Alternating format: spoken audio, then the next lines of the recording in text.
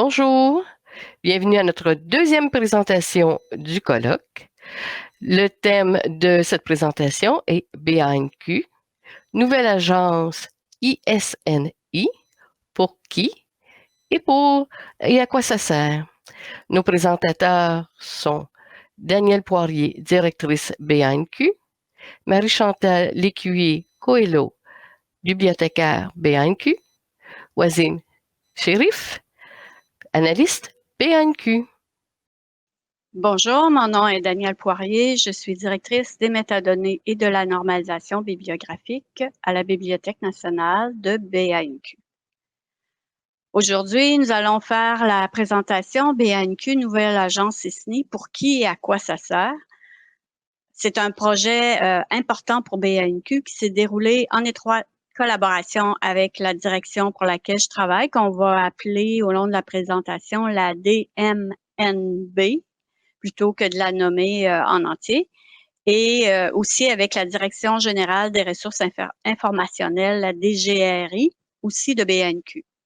Je vais donc commencer la présentation en vous expliquant ce qu'est un ISNI, pourquoi BANQ est devenue une agence ISNI, la conception de départ de notre projet pour la mise en œuvre de l'agence ISNI. C'est comme je viens de mentionner, quand on parle du projet, c'est toute la mise en œuvre de l'agence ISNI. Marie-Chantal, ma collègue, va poursuivre en vous expliquant les différentes étapes du projet du point de vue de la bibliothécaire. Et Wassim Chérif va prendre le relais pour vous expliquer les différentes étapes, mais d'un point de vue plus fonctionnel. Je veux d'abord mentionner l'excellente collaboration entre les équipes tout au long du projet. Malgré les obstacles en cours de route, nos expertises complémentaires ont permis, malgré un échéancier très serré, de réaliser avec succès le projet. Ce sont plus que ces gens-là qui y ont travaillé, là, mais les principaux y sont. Maintenant, qu'est-ce qu'un ISNI? Un ISNI, c'est un identifiant unique, normalisé ISO, universel, international, de portée universelle, constitué de 16 chiffres et exprimé dans un URI. Un ISNI, c'est un peu l'équivalent d'un ISBN pour le livre. C'est un identifiant pour les identités publiques de personnes ou d'organismes qui créent, collaborent, produisent, distribuent des contenus, principalement culturels, incluant des écrivains, des artistes, des créateurs, des acteurs, des chercheurs, des producteurs, des éditeurs, des musiciens et bien plus encore. À quoi sert-il l'ISNI? Un ISNI sert à identifier de manière unique. Il sert à distinguer les cas d'homonymie. Il facilite la circulation de l'information entre les différentes bases de données. Il favorise l'interopérabilité des données, permettant de lier des données entre elles.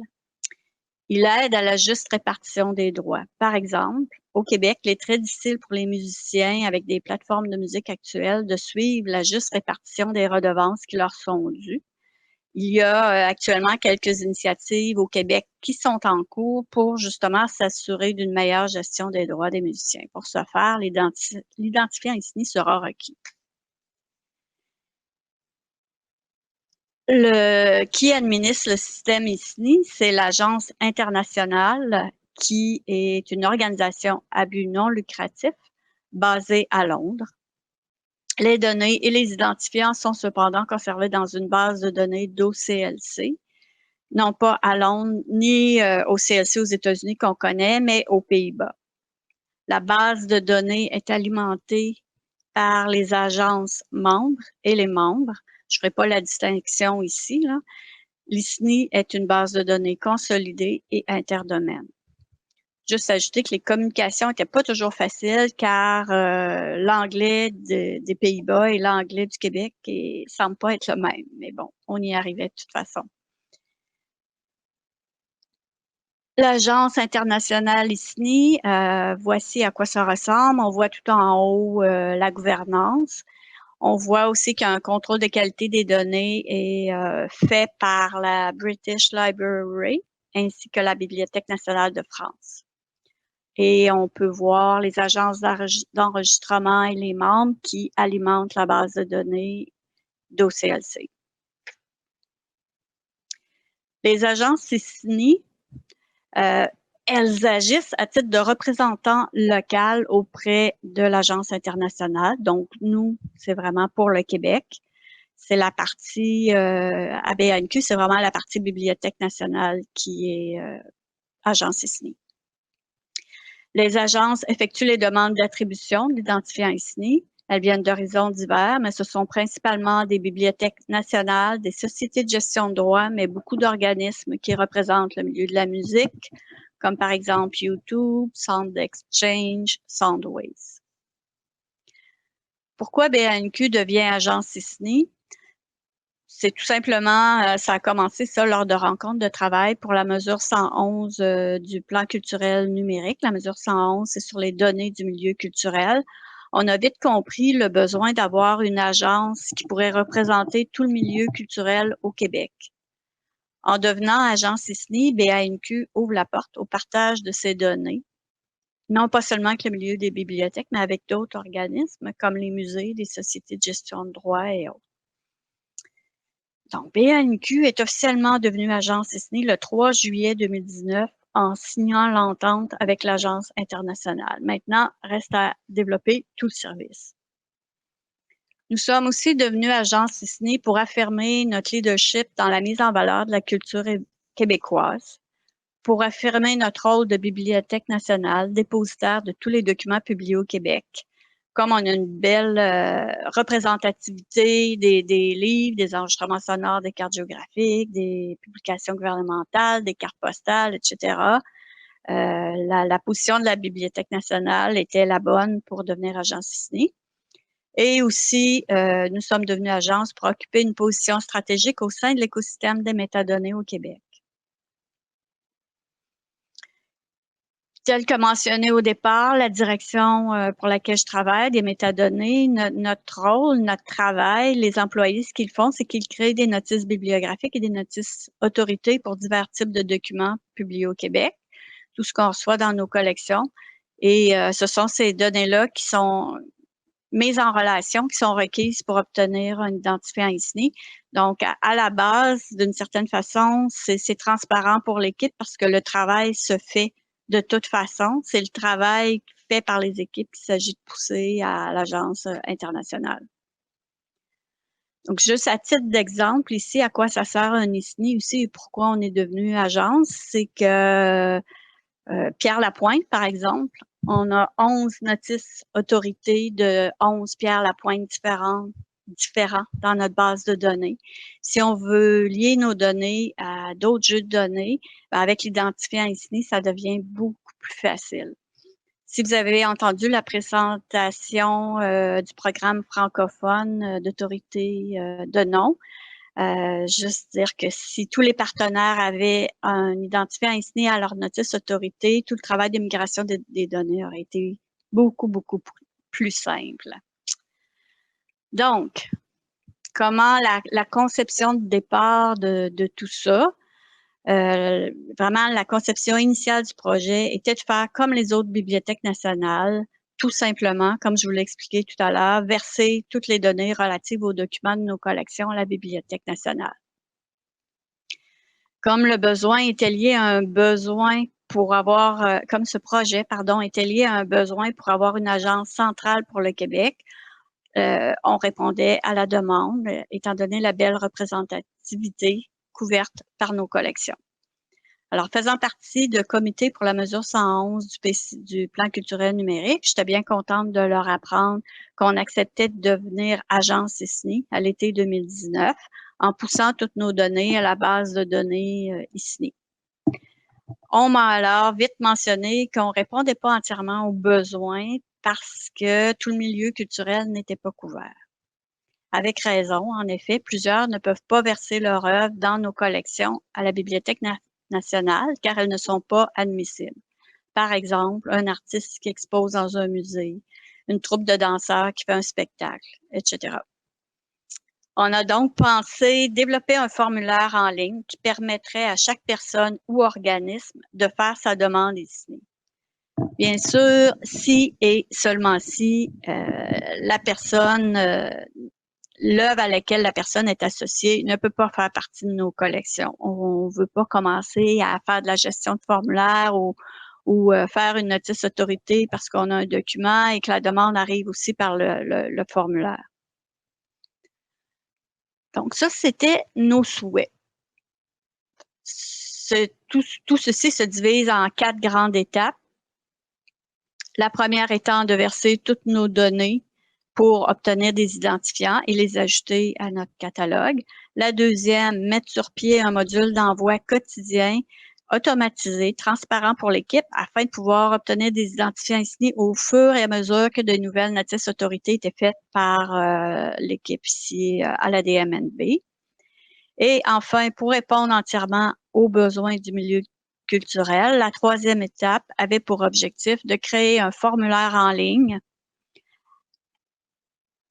pour les demandeurs qui ne pouvaient pas déposer leurs documents via le dépôt légal. Et la quatrième étape, faire une interface de mise en valeur des intervenants du milieu culturel québécois en liant nos données à d'autres données à partir de leur ISNI. Comme le projet a été réalisé dans le cadre d'une entente avec le ministère de la Culture pour le plan culturel numérique du Québec, on a dû respecter un échéancier. On nous a donné un délai d'1 année pour finaliser le projet, ce qui est assez ambitieux. Alors, le calendrier de départ, le voici. En résumé rapidement, là, on prévoyait faire l'envoi massif pendant l'automne. On a réussi à envoyer toutes nos données à la mi-novembre.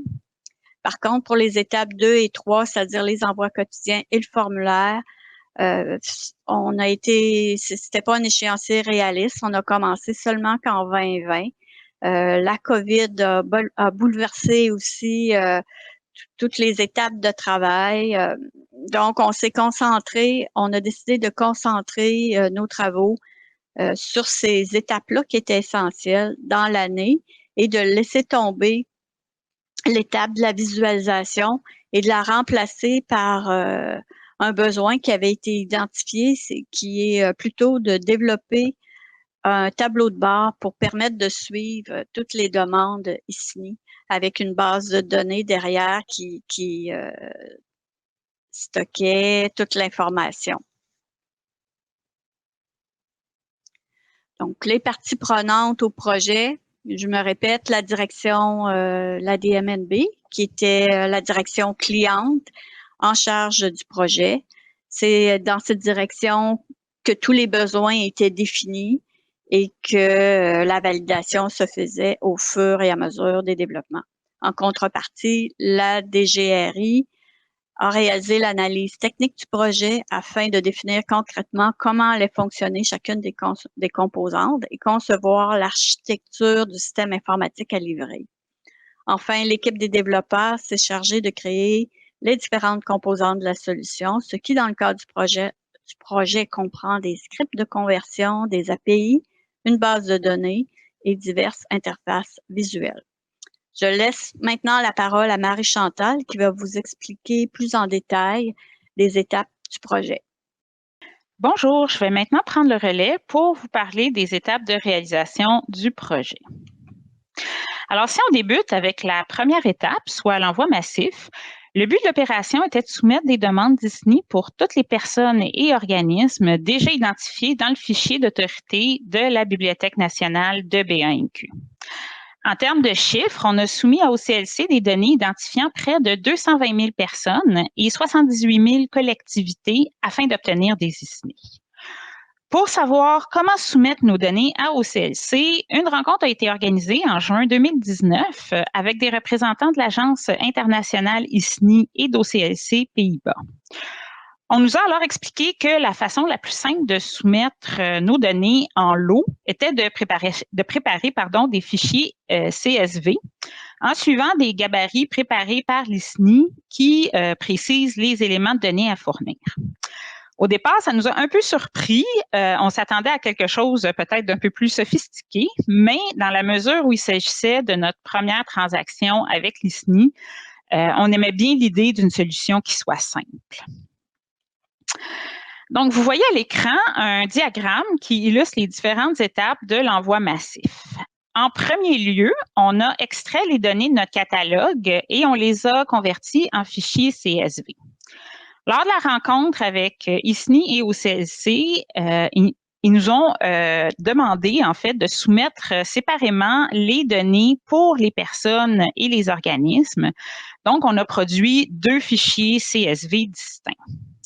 Ensuite, on a envoyé les fichiers à OCLC pour qu'ils les traitent. Puis, une fois le traitement complété, OCLC nous a fait parvenir des fichiers XML contenant les ISNI assignés et un rapport avec le détail des résultats de l'envoi effectué. On a par la suite extrait les ISNI des fichiers, puis on les a injectés dans les notices d'autorité correspondantes de notre catalogue. Enfin, à la dernière étape, on a tout simplement analysé les rapports de l'ISNI pour évaluer le taux de succès de l'opération. Alors, si c'est un processus qui peut paraître relativement simple, on a tout de même rencontré certains défis qui expliquent pourquoi on a eu besoin de plusieurs mois avant de pouvoir soumettre nos données. Alors, il faut savoir d'une part que la base de données de l'ISNI n'utilise pas les mêmes formats de données que les bibliothèques. Alors, tandis que nous, on travaille en MARC 21, l'ISNI utilise 2 formats de données, le PICA+, et une adaptation du format MARC, le MARC ISNI, qui correspond à aucun des formats MARC standards. Or, ce sont des formats qui emploient non seulement différentes étiquettes pour identifier les éléments de données, mais qui n'ont pas non plus le même niveau de granularité que le MARC 21.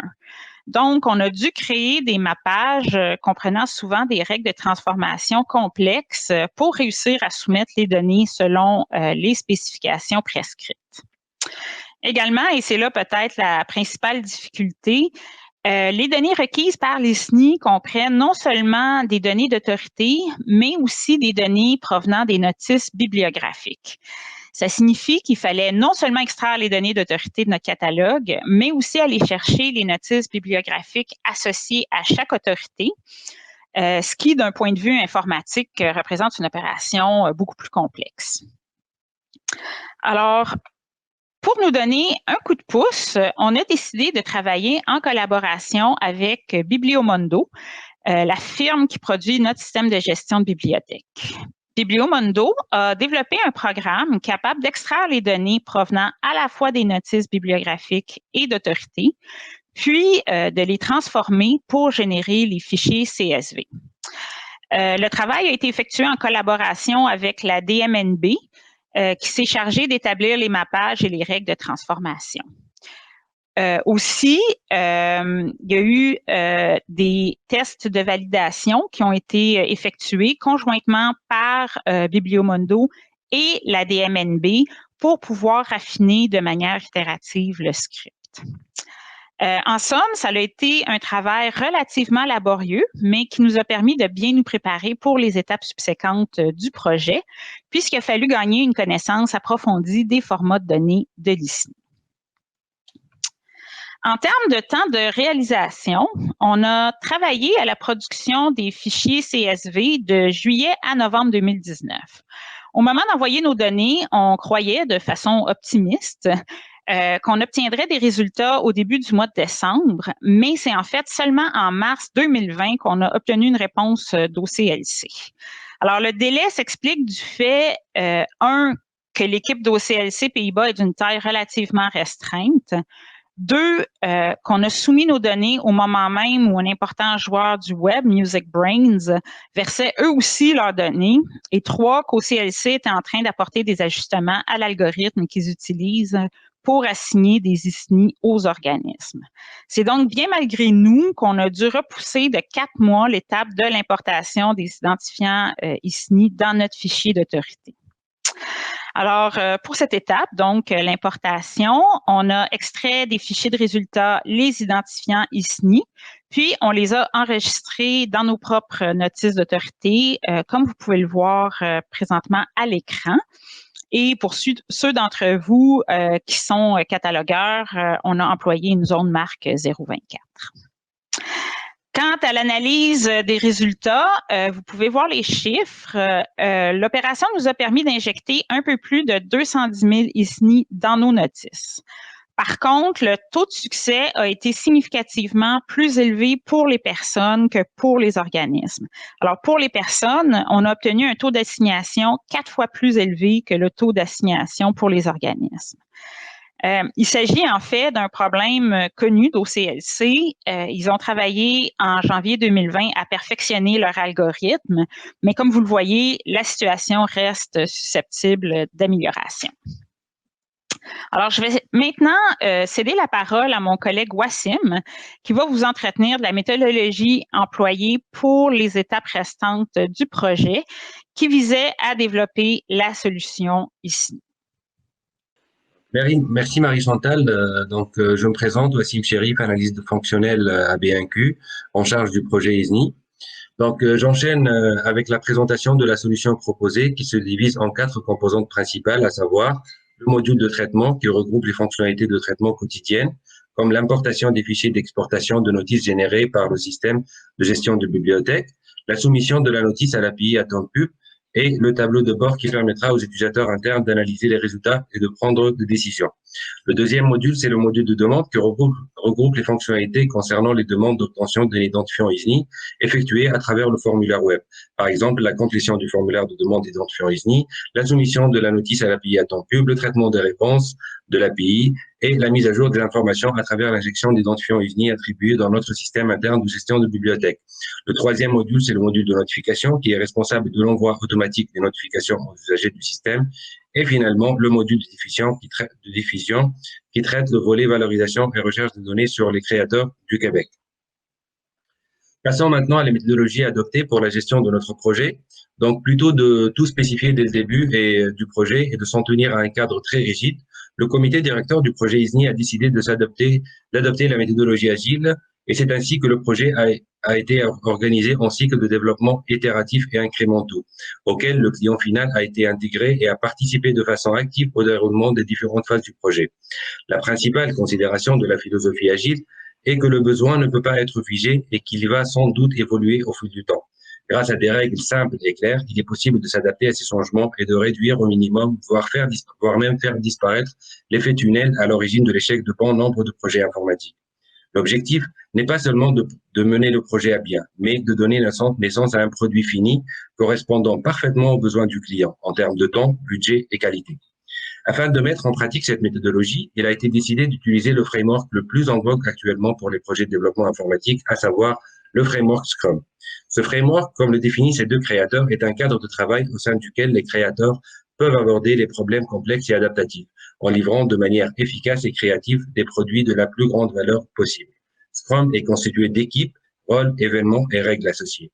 L'équipe Scrum est pluridisciplinaire et contient 3 rôles. Le Product Owner ou directeur de produit, qui est le représentant du client, et l'expert métier, dont le rôle principal est de maximiser la valeur du produit à travers la rédaction des user stories qui ne sont autres que les fonctionnalités à développer tout en les priorisant selon les besoins du client. Ce rôle a été occupé par une bibliothécaire de la direction des métadonnées et de la normalisation bibliographique de B1Q.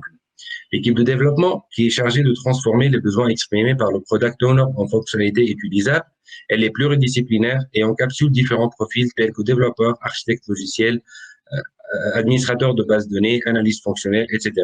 Les membres de cette équipe sont des employés de la Direction générale des ressources informationnelles de B1Q. Et finalement, le rôle de Scrum Master, qui est le chef de mêlée et qui doit maîtriser Scrum et s'assurer que ce dernier est correctement appliqué. Il a donc un rôle de facilitateur et de coach à la fois auprès du Product Owner et auprès de l'équipe de développement. Je cède maintenant la parole à ma collègue Marie-Chantal pour continuer la présentation. Merci, Wassim. Alors, si on s'attarde à présent au module d'envoi quotidien, cette partie-là de la solution ISNI a été réalisée, comme son nom l'indique, afin de soumettre chaque jour des demandes ISNI pour toutes les notices d'autorité nouvellement créées ou modifiées dans le fichier d'autorité de la Bibliothèque nationale de BANQ. Les identités traitées par le module d'envoi quotidien comprennent toute personne ou organisme qui a contribué à un document soumis au dépôt légal ou acquis par la Bibliothèque nationale et qui est identifié dans notre fichier d'autorité. Du reste, il a été établi dès le départ que l'assignation d'ISNI devrait s'intégrer dans la chaîne de travail des équipes de la DMNB d'une manière qui soit transparente pour les catalogueurs. L'objectif était donc d'automatiser autant que possible le processus qui allait permettre de soumettre les demandes d'ISNI. Alors, voici les étapes du processus d'envoi quotidien. Alors, tout d'abord, les catalogueurs effectuent durant la journée leurs tâches régulières de catalogage. Puis, au cours de la nuit suivante, un script est lancé qui extrait et convertit les données dans un format XML propre à l'ISNI. Les données sont ensuite enregistrées dans une base de données locale qu'on utilise pour faire le suivi des transactions. Puis, elles sont soumises en utilisant une API développée par OCLC qui s'appelle AtomPub. OCLC traite nos données, puis nous renvoie des fichiers de réponse avec les ISNI assignés. Les résultats sont à nouveau enregistrés dans notre base de données locale, puis les identifiants ISNI sont ajoutés dans notre fichier d'autorité. Au total, on a consacré 7 mois à la réalisation du module d'envoi quotidien, soit de janvier à juillet 2020. Parmi les points positifs, il faut souligner le fait qu'on a réussi à réutiliser une partie du script déjà développé pour l'envoi massif afin de convertir les données en XML, ce qui nous a permis de sauver un temps précieux au moment de s'attaquer au module d'envoi quotidien.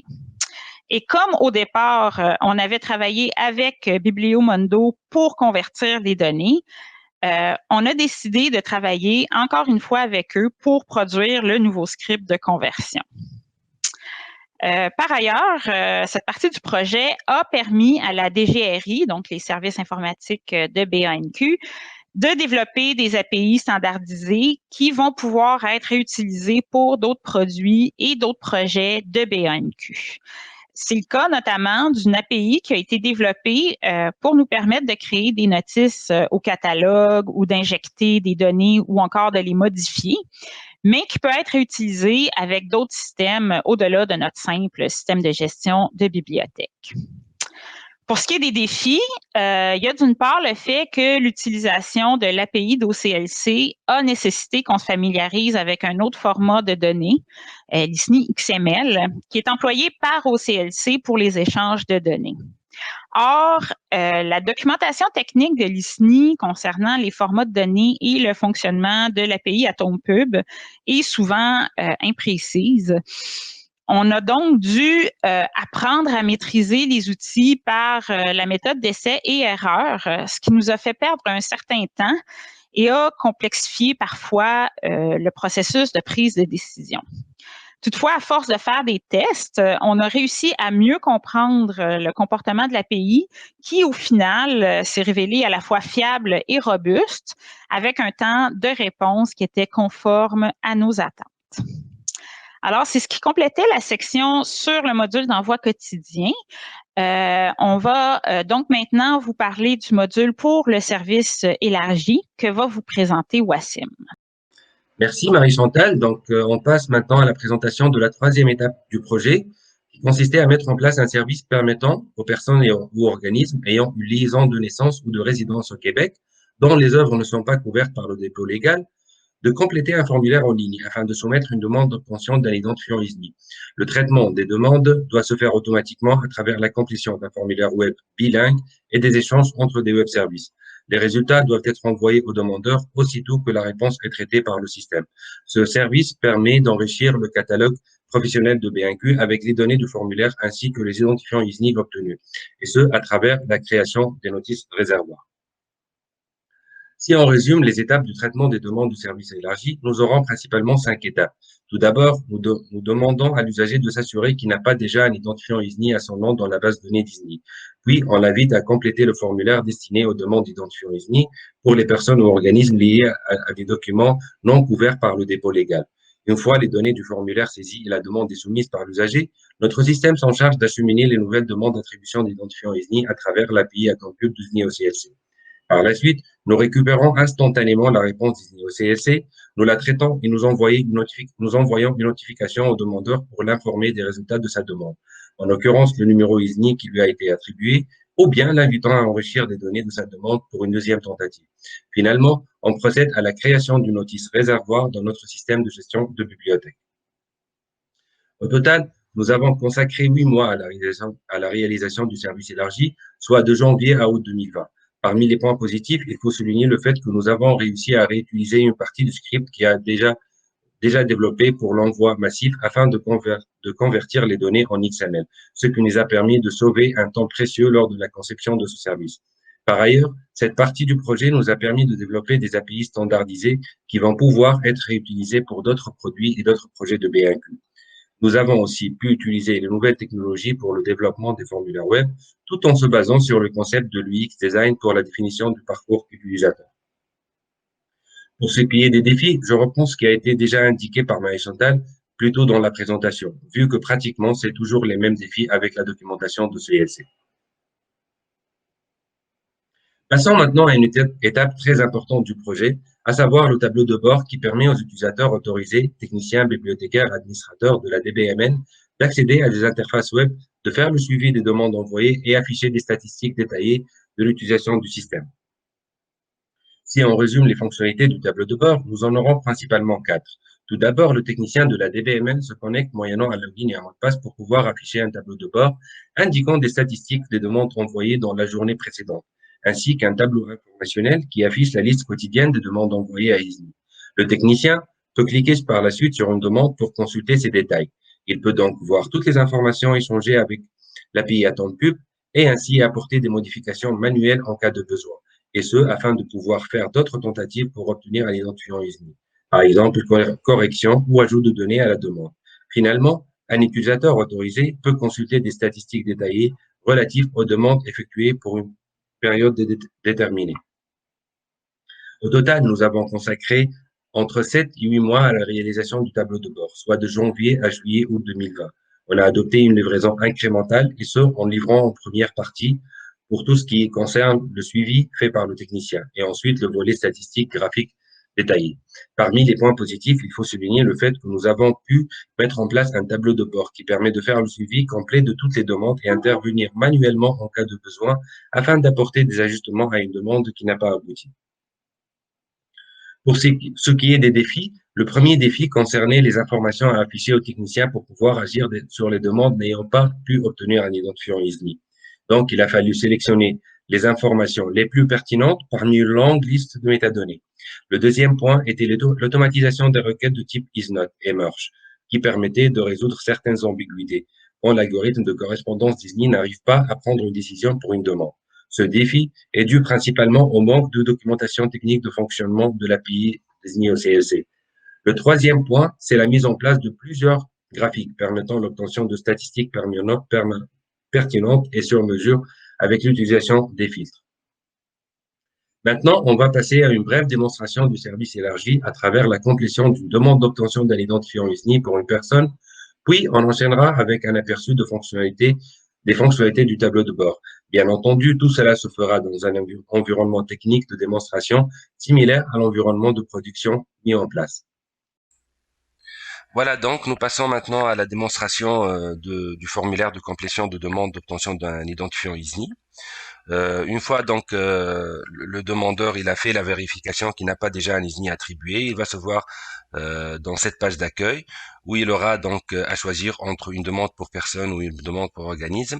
Là, on va faire une demande pour personne. Je rappelle qu'on est en environnement d'acceptation, donc toutes les données qu'on va saisir ne vont pas aller dans la base de données Disney, c'est juste pour des besoins de démo. Et je rappelle qu'il faut faire attention par rapport aux données saisies dans la demande, parce que le demandeur il est responsable de toutes les données qu'il saisisse. Donc là, le demandeur il aura à répondre à quelques questions administratives concernant les critères d'admissibilité et le consentement pour qu'il donne à BNQ pour l'envoi de la demande. Puis il va saisir son adresse courriel. Donc voilà. Enfin, il va cliquer sur le bouton suivant. Donc, où il va recevoir un courriel de confirmation de l'adresse mail. Dans ce courriel-là, il y aura un lien sur lequel il va cliquer et il va se trouver, après vérification, sur la page de complétion du formulaire. Donc, il aura des informations sur l'identité publique à saisir. Tous les champs presque sont commentés par des aides contextuelles, donc pour expliquer le fonctionnement. Là, je vais saisir des données fictives, disons. Donc, voilà, juste pour les besoins de la démo. Pour la nationalité, le demandeur, il peut choisir jusqu'à 3 nationalités.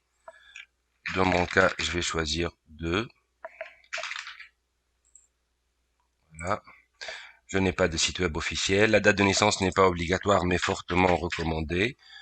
On peut saisir uniquement l'année, comme on peut saisir le mois et le jour. La date de naissance, si applicable, donc c'est de la même chose, c'est pas obligatoire, mais c'est recommandé si elle est applicable.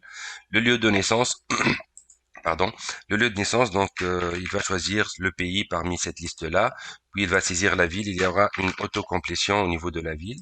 Le pays de résidence, c'est de la même chose, donc Canada.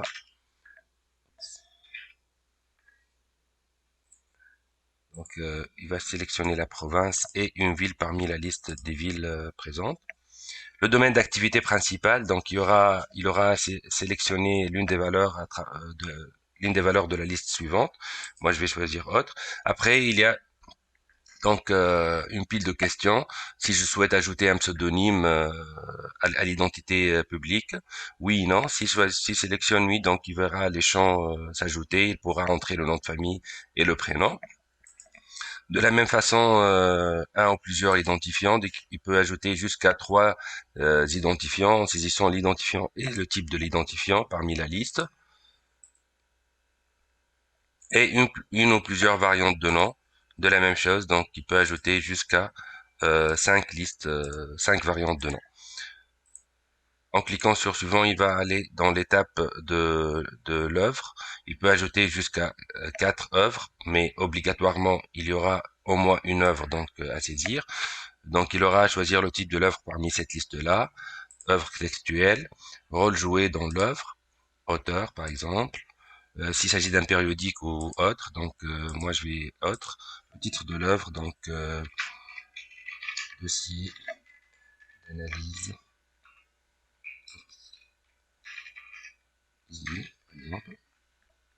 Un sous-titre qui est optionnel. Puis il va cliquer sur suivant. Ah, là j'ai commis une erreur. Ah, j'ai pas choisi la thématique, oui. Donc je vais choisir autre. Voilà, c'était une occasion pour voir que toutes les étapes ils sont contrôlées. Donc au moment de vouloir passer à l'étape suivante, il y a un contrôle de saisie et on se verra le message d'erreur s'afficher le cas s'il y a un message d'erreur. Suivant. Là maintenant on passe à l'étape dernière étape du formulaire qui est l'étape des relations. Le demandeur il peut ajouter une plusieurs personnes ou organismes avec lesquels il est en relation. Par défaut c'est non, mais s'il clique sur oui, donc il y a le type de relation, une liste et le nom de famille et le prénom. Donc moi je vais pas sélectionner une relation. De la même chose pour organisme, donc il aura le type de la relation et le nom de l'organisme. Au final, il doit cocher ces deux cases à cocher pour dire que il est autorisé donc à remplir et à soumettre la présente demande et qu'il fournit les informations qu'il fournit sont véridiques.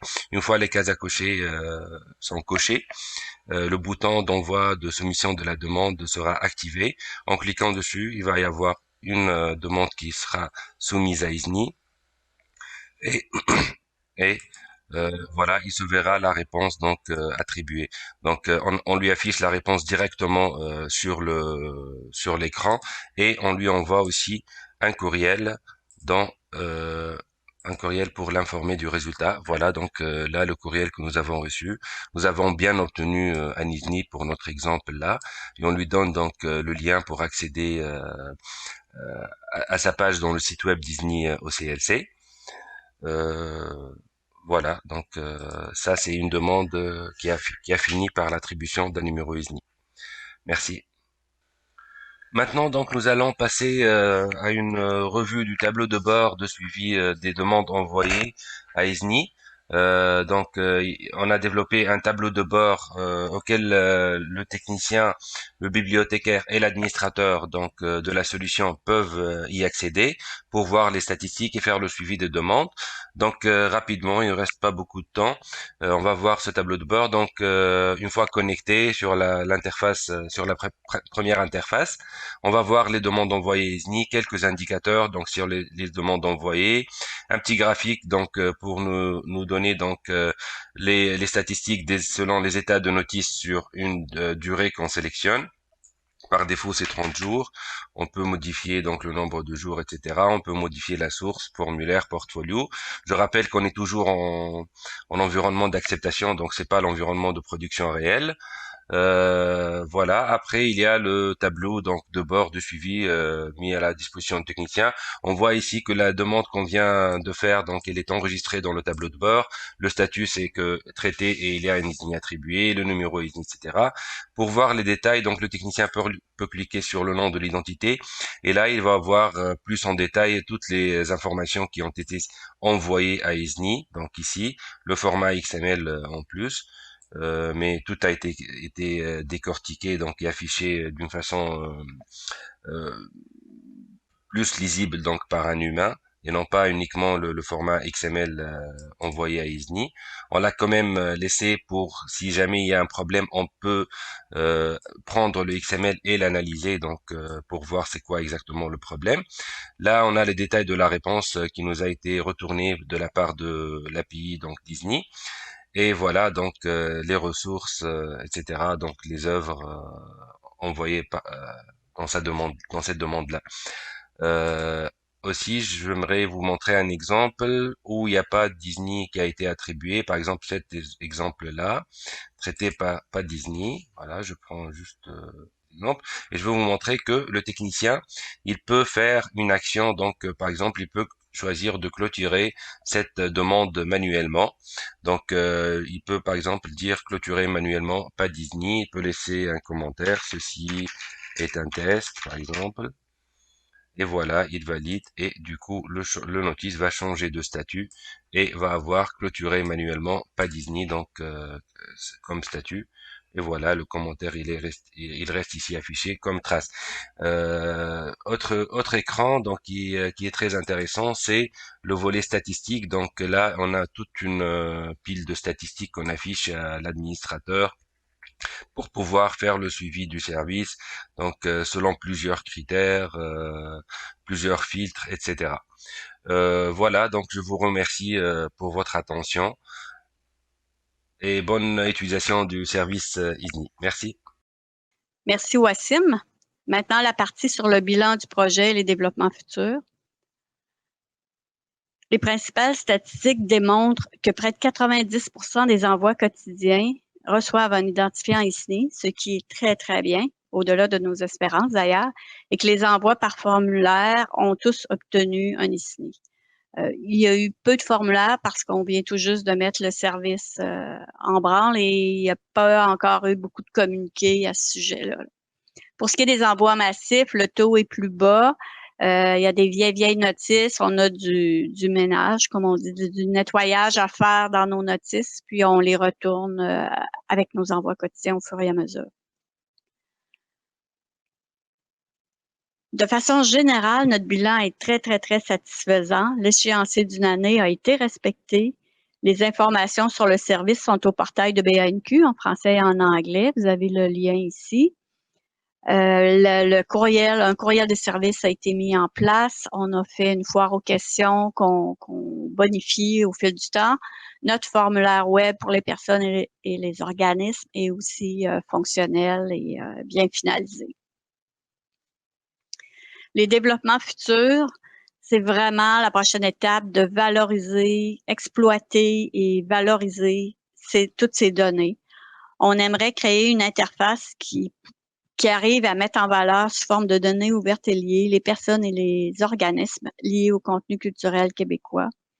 Cette interface utiliserait les données de nos notices autorités qui contiennent les identifiants ISNI, mais nous aimerions également nous lier avec d'autres contenus externes tels que Wikipédia, ainsi qu'avec les données d'autres organismes culturels québécois. Évidemment, on espère que l'ISNI, s'il est employé par les producteurs de métadonnées au Québec, pourra servir de clé pour nous lier avec les contenus de ces producteurs. Toutefois, nous allons devoir faire un exercice d'analyse des besoins et des données disponibles avant de pouvoir définir exactement ce que sera cette interface. Cette analyse constitue donc pour nous la prochaine étape de notre projet. Merci beaucoup de votre attention. Il nous fera plaisir maintenant de répondre à vos questions.